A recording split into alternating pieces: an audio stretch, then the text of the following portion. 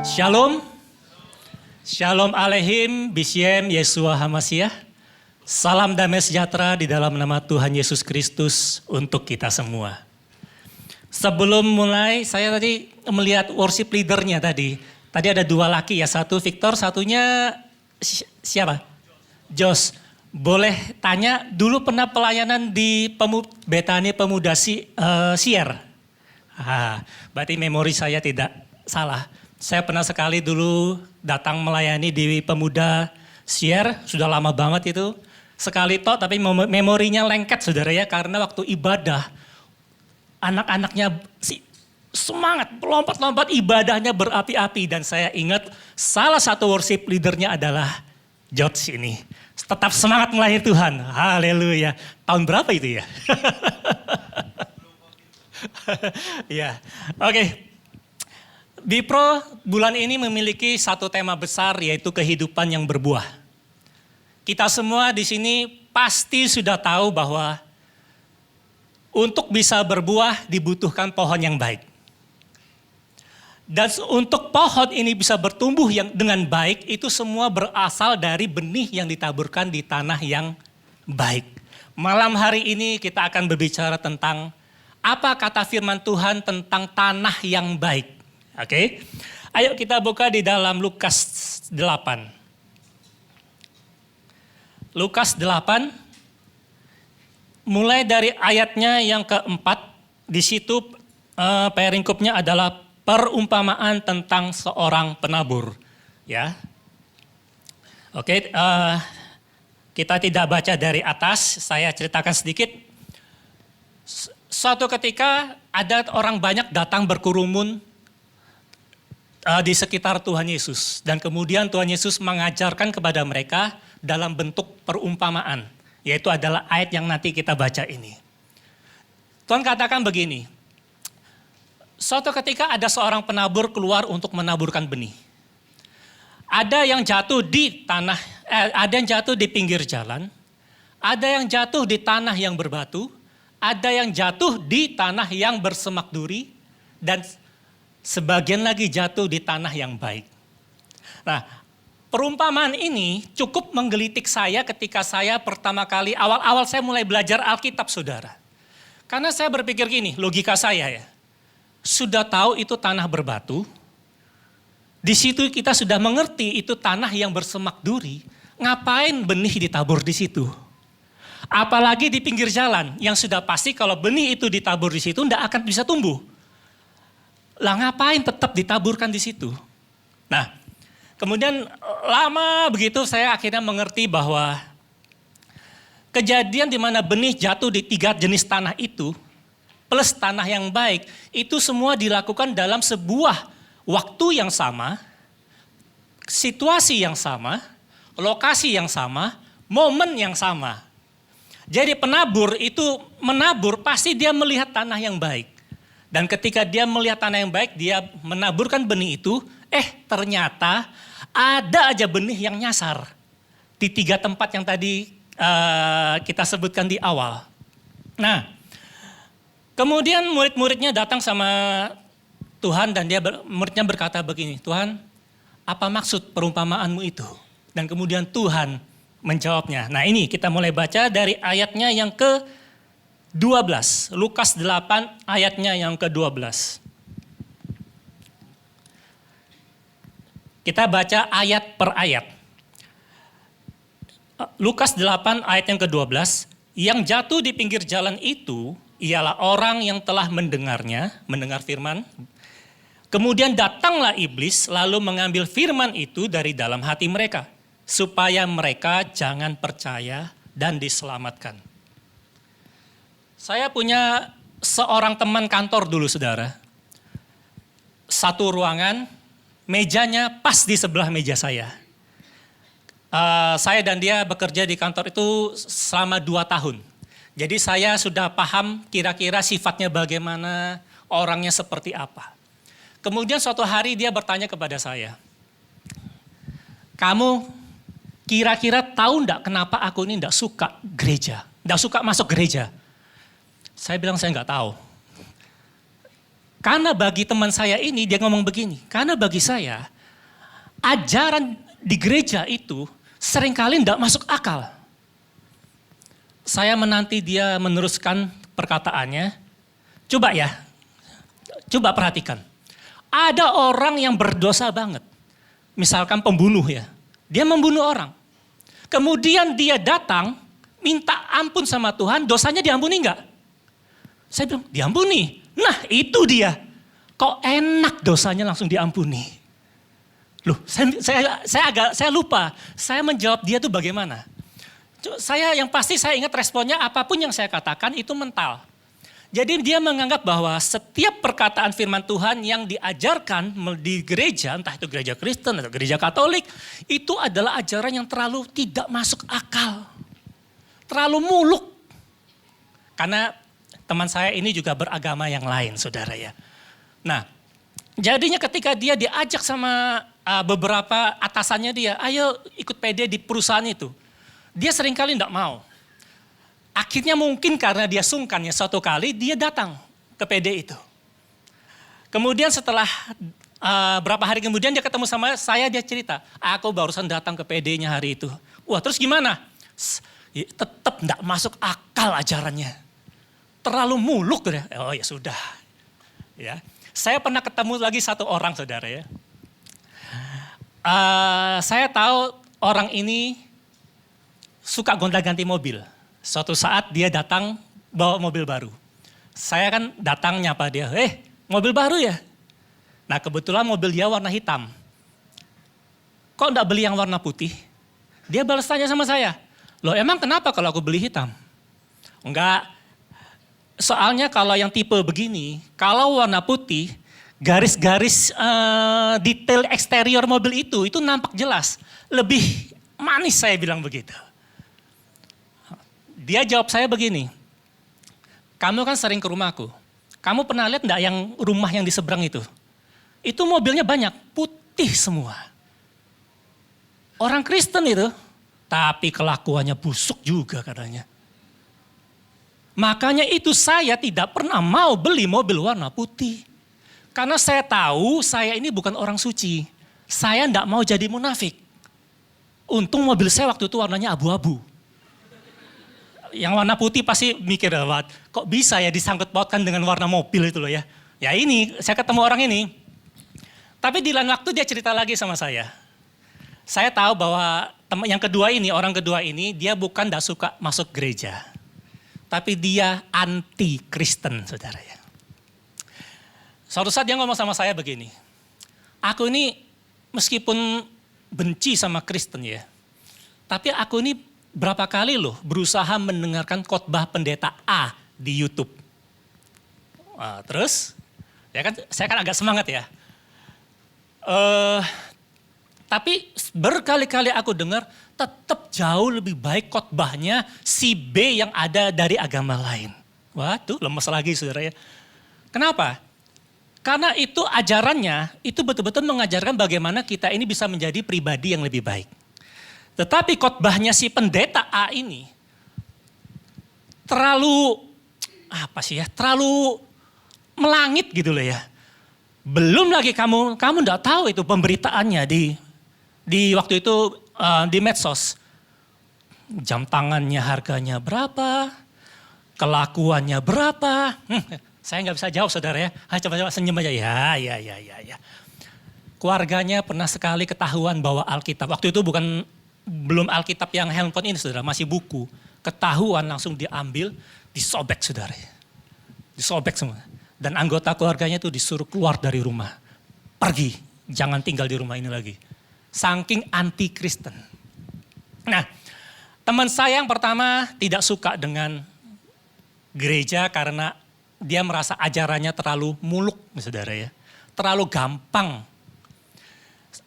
Orang kedua, anti-Kristen bukan karena ajarannya, terutama karena dia terbentur dengan orang-orang Kristennya, kelakuannya.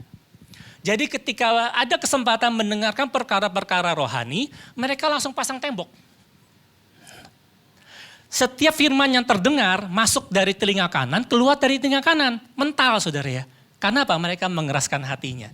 Inilah yang disebut dengan benih yang ditabur di pinggir jalan. Apakah semuanya seperti ekstrim begitu penolakannya? Tidak semua.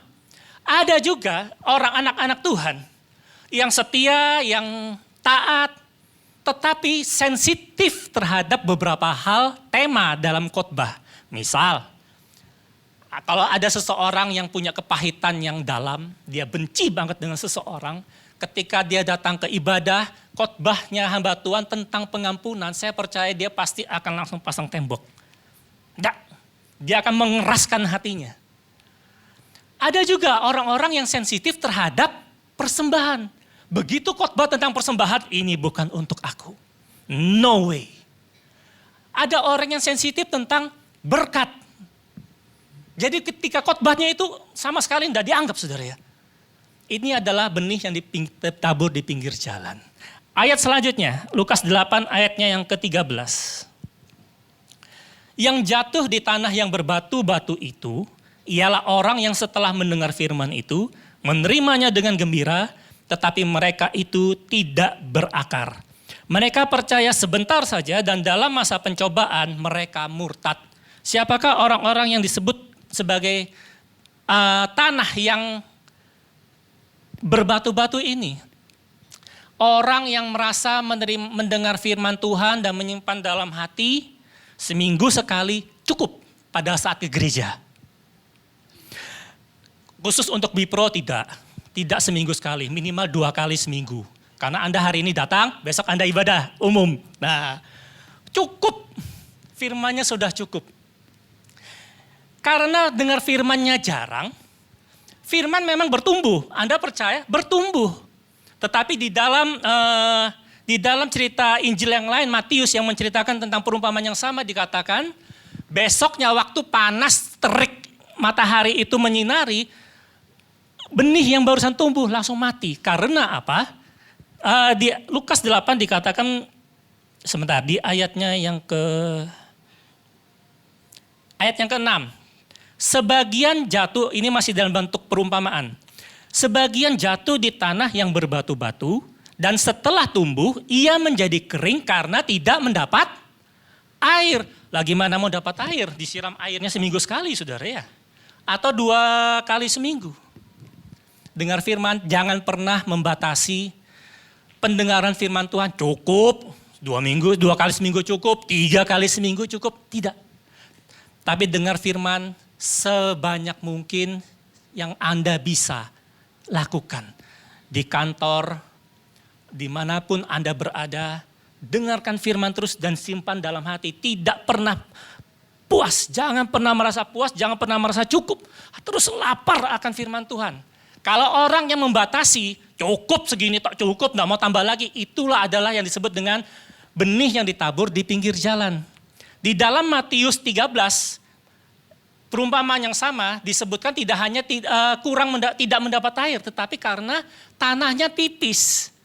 Tanah yang berbatu-batu itu ternyata tanahnya tipis. Jadi Anda bisa membayangkan, dia bisa tumbuh, oke, muncul benihnya itu bertumbuh kecil, kena angin sedikit, hilang.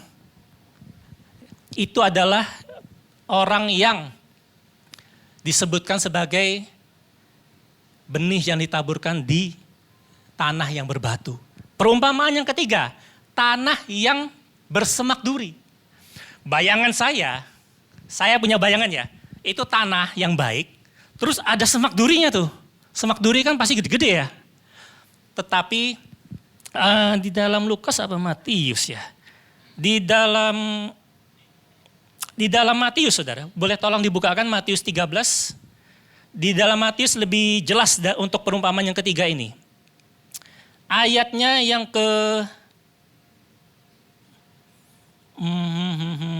Matius 13. Oke, sebentar. Oh, maaf, tetap di dalam Lukas 8. Sorry, maaf. Lukas 8 ayat yang ke-7. Di sini disebutkan begini.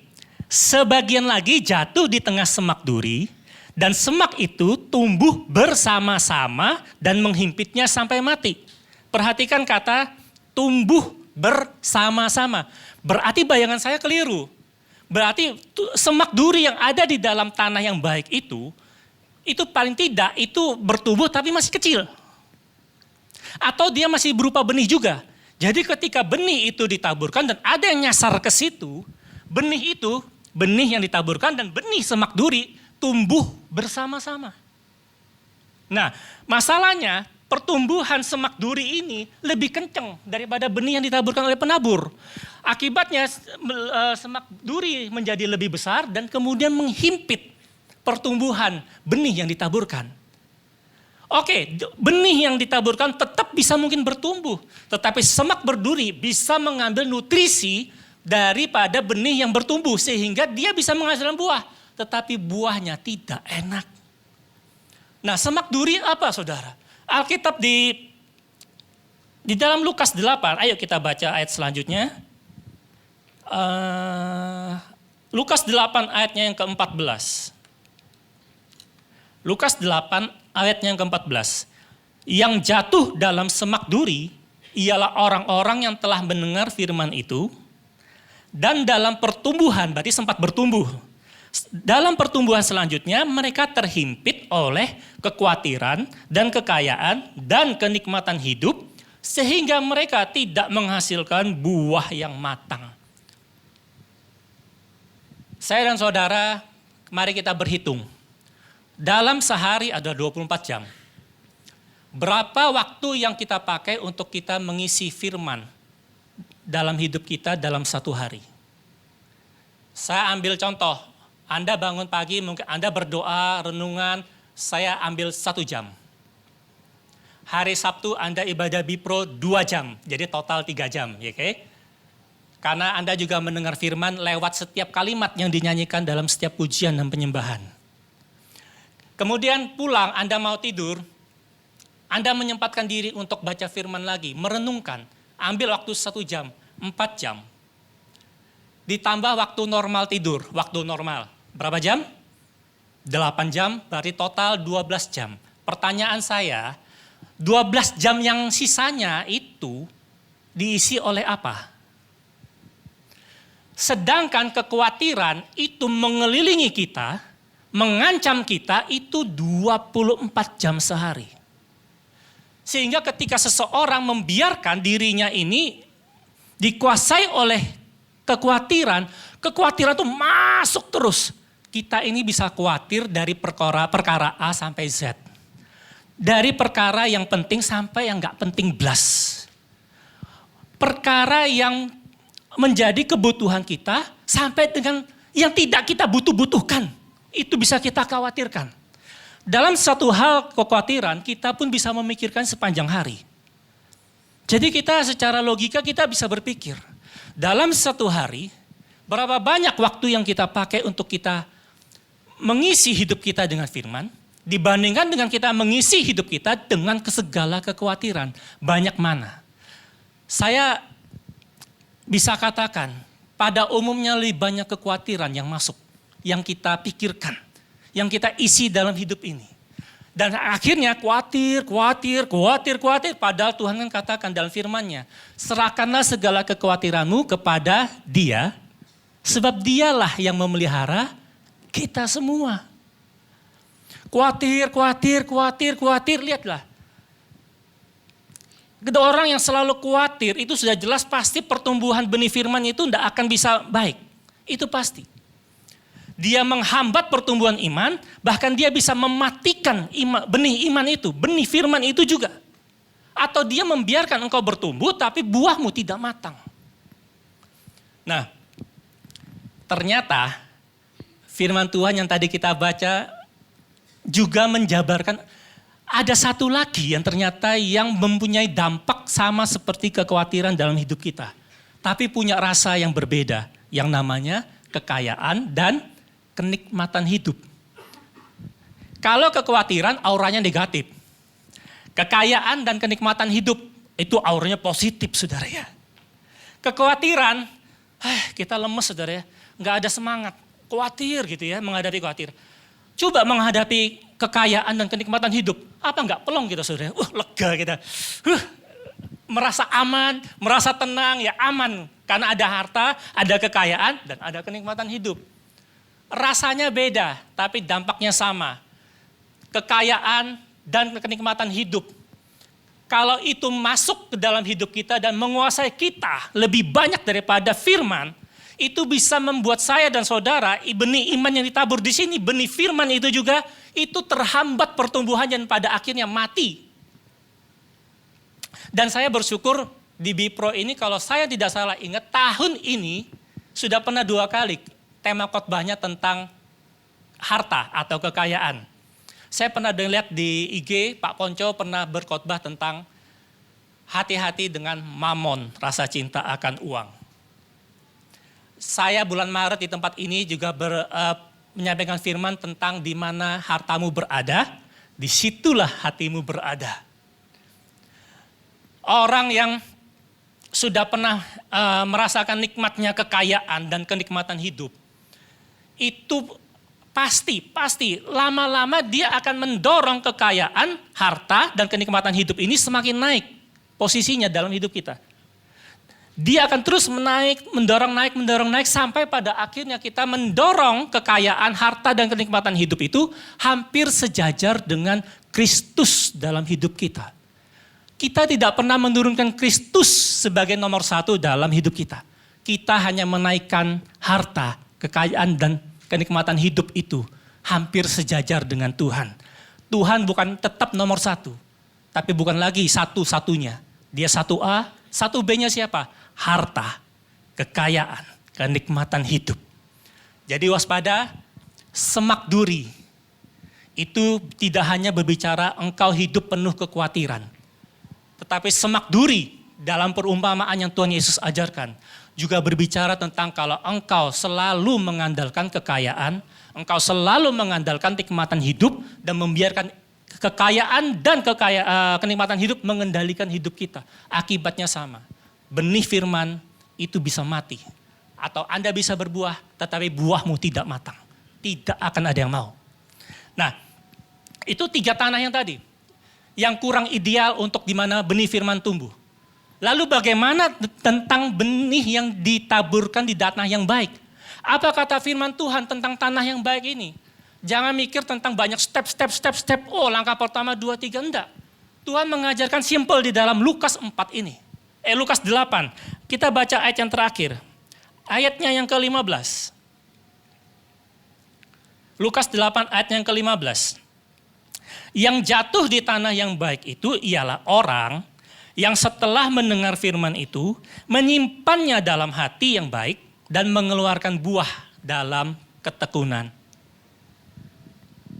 Saya dan saudara ini harus bisa menjadi tanah yang baik. Caranya bagaimana? Dengar firman, simpan dalam hati. Dengar firman, simpan dalam hati. Saya tidak bisa memungkiri bahwa ketika kita dengar khotbah sebegini, kalau di gereja kita pada umumnya 45 menit. Di gereja lain ada yang sampai 2 jam. Firman tok saudara ya. Ada juga yang lebih singkat. Kita ambil contoh 45 menit gereja kita. Anda fokus dari awal sampai akhir khotbah. Saya kok tidak yakin Anda ingat semua poin-poinnya dari awal sampai akhir. Bukan kalimat loh ya, poin. Ya, kalau kalimat Anda bisa ingat luar biasa. Poin-poinnya, enggak. Saya rasa susah. Apalagi sekarang pada handphone semua. Kalau dulu masih bisa. Saya kan kalau dulu di gereja, buka kertas, catat. Biasa itu angkatan orang tua kita ya. Catat gitu kan. Terus pulang, dibuka lagi, direnungkan. Sekarang kan sudah jarang saudara ya. Kita melihat itu jarang. Nah, saya percaya begini. Firman itu mau 45 menit, mau 30 menit, mau 1 jam apa 2 jam. Bukan tidak mungkin Tuhan hanya membutuhkan 1 kalimat untuk memberkati saya dan saudara. Tuhan kadang hanya butuh 1 kalimat untuk dia menjadikan kalimat ini rema yang menguatkan saya dan saudara. Tetapi syaratnya jangan lupa. Untuk bisa 1 kalimat ini aja menjadi rema dalam kehidupan kita, saya dan saudara tetap harus fokus dari awal sampai akhir. Tetap konsen. Kalau Anda tidak konsen, 1 kalimat yang penuh berkat ini pun bisa lewat. Atau Anda dengar tidak ada ngefek apa-apa. Nggak ngefek apa-apa. Nah, setiap poin yang menjadi rema dalam kehidupan kita, simpan dan taruh dalam hati. Ada juga kadang-kadang firman, ayat yang dibagikan itu kita mengerti, ada yang kita tidak mengerti. Tetapi kita ingat ayat itu. Nah, ngerti tidak ngerti, simpanlah ayat itu dalam hati kita kalau itu menjadi rema dalam kehidupanmu. Dimanapun Anda berada dengar firman di khotbah, di suatu ibadah atau di gereja, di radio, ataupun Anda membaca renungan harian, Anda membaca buku-buku rohani, setiap kalimat, setiap ayat, setiap apapun bentuk kalimatnya yang menjadi rema, simpan dalam hati. Itu adalah tanah yang baik. Nah, perhatikan kalimat yang terakhir dalam Lukas 8 ayat 15 ini. Ini penting. Tadi kan dikatakan gini, yang jatuh di tanah yang baik itu ialah orang yang setelah mendengar firman itu menyimpannya dalam hati yang baik. Dan mengeluarkan buah dalam ketekunan. Perhatikan kata mengeluarkan buah. Saya dengar khotbah Pak Billy Lantang minggu lalu di ibadah umum. Saya dan saudara ini mau seusaha semaksimal mungkin, sebaik mungkin pun tidak bisa menghasilkan buah. Karena di dalam firman-Nya dikatakan Allah lah yang memberikan pertumbuhan dan menumbuhkan buah-buah kebenaran di dalam hidupmu. Buah dan pertumbuhan itu adalah otoritas Tuhan. Jadi tugas saya dan saudara itu mudah. Kita ini hanya cukup tinggal di dalam kasih Tuhan. Tinggal di dalam kasih Tuhan. Saya mikir-mikir, iya ya. Untuk saya dan saudara bisa berbuah yang baik, tugas kita cuma satu loh. Jadi ranting yang melekat pada pohon yang baik. Betul? Tugas kita kan cuma itu. Yang menumbuhkan buah Tuhan, yang memberikan pertumbuhan pohon ini itu Tuhan. Tugas kita ranting cuma melekat. Tugas kita cuma melekat. Nah, jadi saudara, mengeluarkan buah dari ayat yang kita baca tadi, ya, bukan berarti kita dipaksa pokoknya kita harus berusaha akhirnya menghasilkan buah. Enggak, bukan itu. Tetapi poinnya ada di kata selanjutnya. Mengeluarkan buah dalam ketekunan. Jadi, tanah yang baik itu dengar firman, simpan dalam hati, dan lakukan dengan tekun. Kalau dikatakan lakukan dengan tekun, itu tidak bisa cuma seminggu sekali, 2 kali seminggu, tidak bisa. Setiap hari Anda harus mendengarkan firman dan menyimpannya dalam hati. Dalam setiap waktu yang memungkinkan, ambillah kesempatan untuk terus mendengarkan firman Tuhan dalam bentuk apapun, simpan dalam hati. Itu yang namanya ketekunan. Itu yang terjadi di dalam Mazmur 1 yang dimana Raja Daud katakan, kurenungkan perkataanmu siang dan malam. Kurenungkan perkataanmu siang dan malam. Apakah kita menjadi orang yang senantiasa kemana-mana baca firman? Enggak, tetap lakukan aktivitas kita seperti biasa. Tetapi setiap kali ada kesempatan, ada kerinduan, kalau memungkinkan, bacalah firman Tuhan itu sebanyak mungkin. Dan simpan di dalam hati, engkau mengerti atau engkau tidak mengerti. Itu tanah yang baik. Nah, saudara, saya barusan mengalami sebuah pengalaman pribadi sama Tuhan. Juni 2025, usaha saya mulai mengalami kesulitan. Saya berdoa seperti biasa, sebab saya tahu Tuhan pasti tolong saya. Menjelang akhir tahun 2025, keadaan semakin sulit. Karena usaha saya, income-nya semakin menurun. Saya usaha perkapalan. Kapal jalan tidak jalan. Ada duit atau nggak ada duit, saya tetap harus bayar setiap bulan, biayanya gede. Dan bisa membeli sebuah mobil meskipun tidak terlalu mewah. Itu biaya fix namanya, biaya tetap. Menjelang akhir tahun, saya sudah mulai kebingungan. Sebab apa? Setiap bulan nalangi. Akhirnya keuangan kami keluarga ini, keuangan pribadi keluarga, itu ikut terseret. Nalangin terus. Dan waktu menjelang pergantian tahun 2026, saya berharap banget ada sebuah lompatan di tanggal 1 Januari 2026 di mana saya mulai bisa menemukan jalan keluar. Dan kenyataannya lompatan saya malah lompatan masuk ke dalam lubang, saudara ya. Saya semakin terpuruk. Ditambah bulan Februari akhir, di mana Amerika mulai menyerang Iran. Itu keadaan saya tambah hancur. Karena apa? Harga minyak tidak naik, tapi melompat tinggi, saudara ya. Saya kalau diibaratkan orang sakit, saudara ya. Juni 2025 itu, saya mulai nggak enak badan. Ini perumpamaan. Di akhir Desember 2025, saya terpaksa opnam, saudara ya. Kemudian di awal tahun 2026, Januari, Februari, Maret, April, Mei, saya masuk ICU, saudara. Ini ibaratnya ya, kondisi saya seperti itu. Saya sudah sekeluarga gini, aset kami ini, keuangan kami benar-benar habis untuk nalangin usaha ini terus. Sampai akhirnya saya punya 2 properti, saya lemparkan ke agent properti untuk dijual. 1 lagi properti harus saya dandani karena ada rayapnya ya.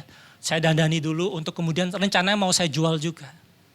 Lalu rumah yang saya tempati sekarang ini pun kalau ada yang menawar dengan harga yang baik, enggak perlu muluk-muluk tinggi-tinggi, enggak, harga yang baik aja, saya lepas.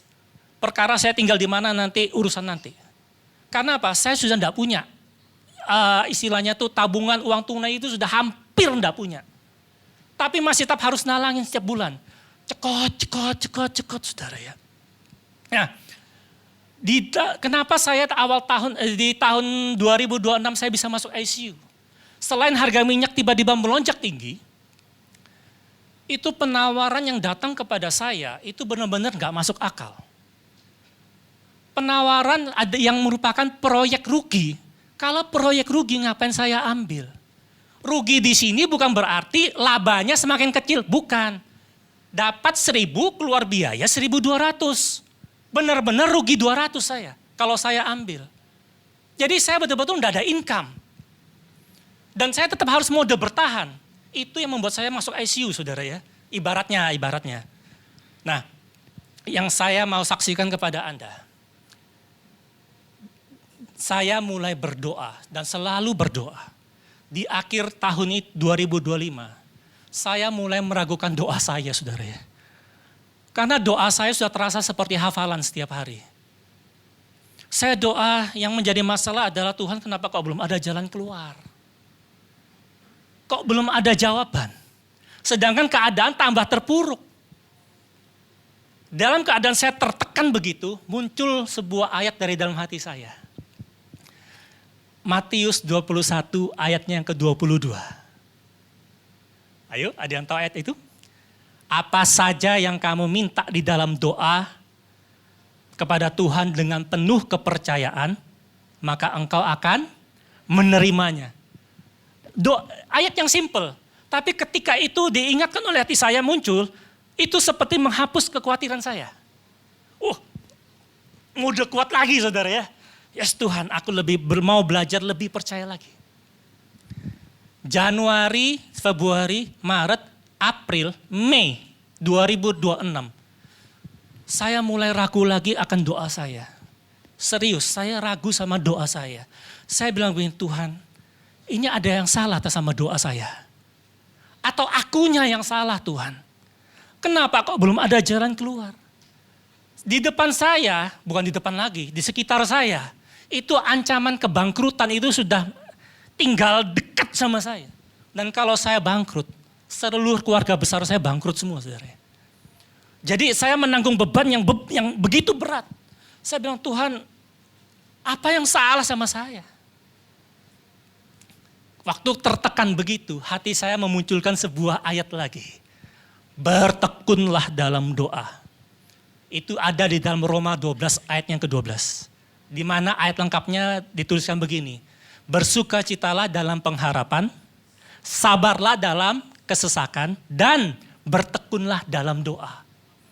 Nah yang waktu itu menjadi rema bagi saya itu bertekunnya. Bertekun dalam doa. Ya sudah Tuhan, aku tetap doa. Aku tetap percaya kok. Aku percaya kok Tuhan. Loh sungguhan saya tetap percaya, saudara ya. Bukan berarti saya tidak berkurang kepercayaan, enggak. Saya cuma bermasalah dengan doa saya. Kenapa saya ngomong benhari, pagi, siang, malam mungkin. Tapi kok nggak ada jawaban dan keadaan semakin buruk gitu loh. Bulan Mei,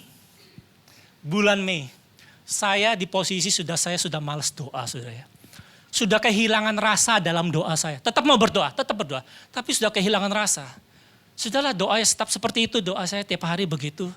Saya tahu saya tetap percaya. Cuma rasa saya dalam doa tuh kayak pasrah gitu loh, saudara. Ditolong ya wes, gak ditolong ya wes gitu loh. Saking gak bisa apa-apa sudah.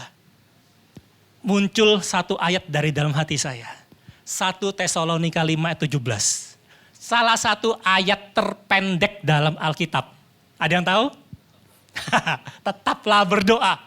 Tetap berdoa. Iya wes, saya tetap berdoa. 30 Mei saudara, 30 Mei 2026. Saya ngomong sama keluarga.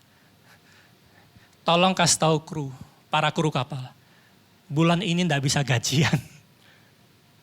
Hal yang paling saya jaga di dalam perusaha bisnis saya adalah jangan sampai karyawan itu telat gajian.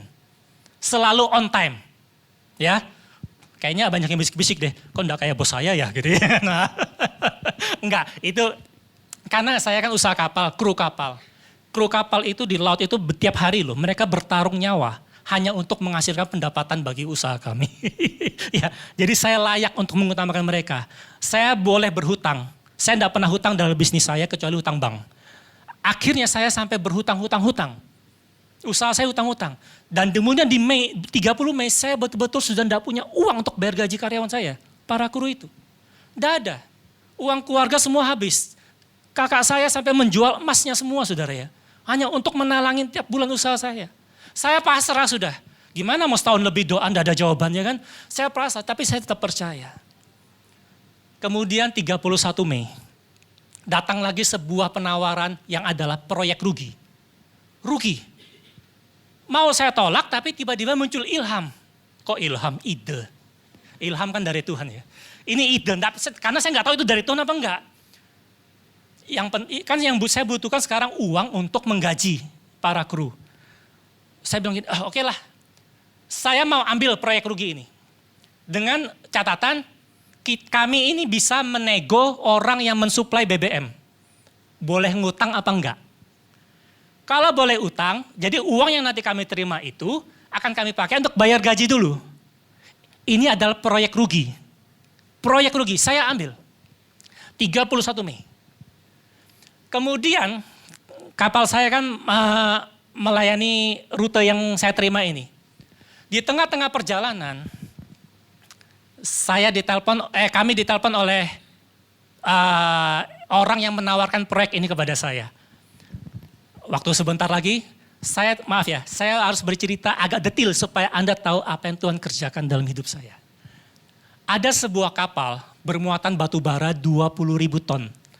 Di tengah laut, mesin mati. Sedangkan kapal ini akan berlayar menuju kapal lain yang lebih gede yang bisa memuat 80.000 ton. Nah, kapal yang bermuatan 20.000 ton ini mesinnya rusak. Tidak bisa jalan. 20.000 ton ya saudara ya. Nah pemilik kapal ini sudah berhasil mendapatkan 2 buah kapal yang bisa mengangkut masing-masing 7.500 ton. Berarti kalau 2 kapal 15.000 ton sudah terselamatkan. Tinggal 5.000 ton. Nah karena tinggal 5.000 ton inilah mereka mencari kapal yang kecil. Jatuhlah penawaran kepada saya. Yang jelas-jelas penawarannya ini adalah proyek rugi. Dapat uang 1.000, keluar uang 1.200. Tapi karena saya butuh uang buat gaji para kru, saya ambil. Dan mungkin kalau para bisnismen di Bipro ini ketawa mungkin dengan saya. Pilihan saya, proyek rugi kok diambil. Wah, ya kan? Saya enggak punya pilihan lain. Saya ambil. Jadi pada waktu kapal saya melayani trip ini, 5.000 ton dipindahkan ke kapal saya untuk diantar ke kapal besar. Rupanya kapal saya adalah kapal yang pertama kali tiba di kapal yang rusak 20.000 ton ini. Waktu mulai berlayar, pemilik kapal yang 20.000 ton ini telepon. Dia ngomong begini, sudah itu 20.000 ton, ambil semuanya. Loh kenapa? Itu 2 kapal yang masing-masing bisa bermuatan 7.500 ton, tiba-tiba membatalkan proyek ini. Saya enggak bingung, saya enggak heran saudara ya. Orang yang bisa berhitung itu pasti ngerti. Lah inilah proyek rugi, batal. Itulah pasti dialami oleh 2 kapal yang masing-masing bisa bermuatan 7.500 ton.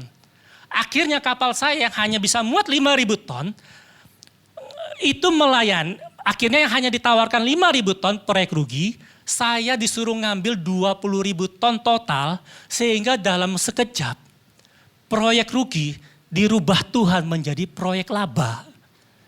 Itu kalau berikan sorak-sorai buat kemuliaan Tuhan. Oh haleluya. Saya mau kasih tahu, itu kalau bukan Tuhan siapa?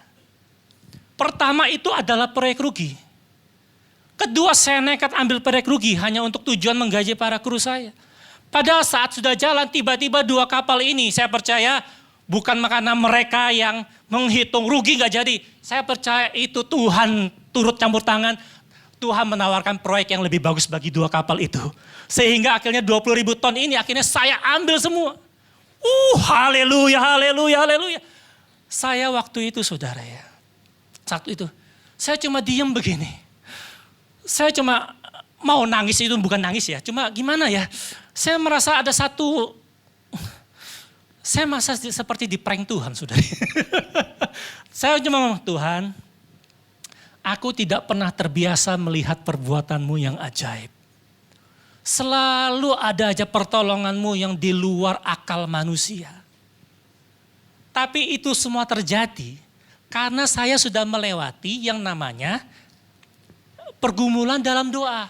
Ketika saya menghadapi tekanan masalah berat dan yang meragukan doa yang saya naikkan kepada Tuhan, muncul sebuah ayat dari dalam hati saya. Ketika tekanan yang lebih kuat lagi muncul, keluar ayat dari dalam hati saya. Sampai akhirnya yang paling berat itu datang, keluar ayat dalam hati saya. Saya mau tanya, ketika Anda semua yang ada di tempat ini menghadapi problem yang berat, beban yang begitu luar biasa menekan Anda, apa yang keluar dari dalam hidup kita? Kalau engkau isi kekhawatiran lebih banyak, ketika masalah datang menghimpit engkau, yang keluar adalah kekhawatiran terus. Tetapi kalau saya dan saudara mendengar firman Tuhan, menyimpan dalam hati dan melakukannya dengan tekun, pokoknya simpan di dalam hati. Suatu saat ketika problem, masalah datang menghimpit kita, karena kita dihimpit, kita diperas seperti air gelas ini, kalau kita diperas jeruk, kalau diperas akan mengeluarkan air jeruk. Orang yang mengisi hatinya dengan firman senantiasa, ketika ditekan, ketika diperas, yang keluar adalah firman. Kita melakukan itu karena kita adalah tanah yang baik. Benih yang ditabur di dalam hati kita, ini tidak pernah kembali sia-sia. Semua ayat yang muncul dari dalam hati saya tidak pernah tahu saya nyimpen hati di dalam hati itu kapan. Nggak pernah. Bahkan terakhir kali khotbah kayaknya setahun ini nggak pernah ada khotbah tentang ayat-ayat yang tadi keluar dari dalam hati saya. Kapan saya menyimpan firman itu di dalam hati saya? Nggak tahu. Tetapi firman yang disimpan dari dalam hati akan keluar menjadi kekuatan, itu tepat pada waktunya. Saya boleh minta tolong para pemain musik, para worship leader naik. Saudara, teman-teman Bipro semuanya, malam hari ini kita belajar menjadi tanah yang baik, seperti apa yang dikatakan dalam firman Tuhan. Tanah yang baik adalah tanah yang mendengar firman Tuhan dan menyimpannya dalam hati dan melakukannya terus-menerus dengan bertekun. Tetapi jangan lupa, ada tanah yang di pinggir jalan. Ada tanah yang berbatu. Ada tanah yang bersemak duri. Saya dan saudara, kalau tidak waspada menjaga hati kita, kita bisa dengan tiba-tiba dari tanah yang baik, bisa pindah menjadi tanah yang penuh dengan semak duri. Kita bisa pindah dari tanah yang baik menjadi tanah yang berbatu. Oleh sebab itu ingat, ketika engkau mendengarkan firman Tuhan, jangan pernah keraskan hatimu. Apapun tema firman itu. Tidak suka, tidak senang dengan temanya itu. Jangan keraskan hatimu, biarkan firman ini dengar, simpanlah dalam hati. Lalu, jangan pernah membatasi frekuensi firman yang kita dengar. Selama kita bisa sebanyak apapun, sesering apapun, baca firman, dengarkan firman, simpan dalam hati. Kalau tidak, engkau akan menjadi tanah yang berbatu. Dan kemudian ingat, jangan biarkan hidupmu dipenuhi oleh kekhawatiran. Jangan khawatir sepanjang hari. Jangan khawatir sepanjang hidupmu. Serahkan kekhawatiranmu kepada Yesus, sebab Dia yang memelihara kita semua. Dan jangan biarkan kekayaan dan kenikmatan hidup mengendalikan kita. Kita butuh uang, kita kerja untuk uang, kita apa-apa nanti memang butuh uang. Tapi jangan sampai uang mengendalikan hidup kita. Tetap firman yang harus diisi dalam hati kita terus dan menerus. Di titik terendah pun itu Tuhan hadir loh dalam hidup kita untuk mengangkat kita. Tapi Dia butuh kita menjadi tanah yang baik. Tuhan akan menumbuhkan buah-buah kebenaran dalam hidup kita. Asal kita menjadi ranting yang melekat pada pohon. Tetapi pohon yang baik butuh tanah yang baik. Tugas saya dan saudara cuma tinggal di dalam kasih Tuhan. Jangan pernah kendor, jangan pernah mundur, jangan pernah menyerah. Tetap tinggal dalam kasih Tuhan. Dan tetaplah menjadi tanah yang baik. Dan lihat waktu Tuhan akan menjawab segala pergumulan kita, segala beban kita. Bagi kita terlambat. Bagi saya waktu itu Tuhan kapan, seakan-akan Tuhan tidak pernah jawab. Terlambat, tapi Tuhan tidak pernah terlambat. Tuhan tidak pernah terlambat. Firman yang engkau simpan di dalam hatimu, itu pasti akan muncul ketika engkau menghadapi berbagai macam persoalan. Kita tidak tahu kapan kita menyimpan firman itu. Kita tidak tahu kapan, berapa banyak sudah kita menyimpan firman. Tetapi firman itu pasti akan muncul dari dalam hatimu. Asalkan engkau mendengar firman Tuhan dan terus menyimpan dalam hati. Terus menyimpan dalam hati dan melakukan dalam ketekunan. Dan lihatlah, Tuhan akan memberikan pertumbuhan yang baik. Tuhan akan menumbuhkan buah-buah kebenaran di dalam hidup kita. Tuhan Yesus memberkati. Haleluya, haleluya.